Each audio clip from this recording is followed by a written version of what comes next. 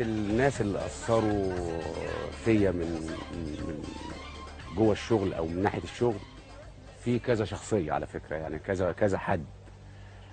هم مجموعه مع بعض، لان هم بعد ربنا سبحانه وتعالى هم اللي صنعوا حكيم.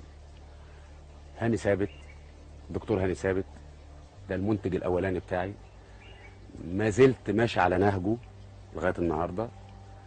فايز عزيز، سامح المنياوي، علاء الغول، وطبعا الناس دي وقفت معايا جامد وفكرها حلو قوي في صناعة النجوم، وهم الناس الوحيدين اللي في مصر اللي صنعوا نجوم. يعني من الزملاء عملوا ايهاب توفيق، عملوا مصطفى قمر، عملوا حميد الشاعري، عملوا محمد منير. فانا كنت من المحظوظين اللي انا مضيت مع الشركه دي اللي هي كان فيها مجموعه العمل دول اللي هم طلعوا حكيم، وانا ماشي على نهجهم لغايه النهارده ومتاثر بالفكره.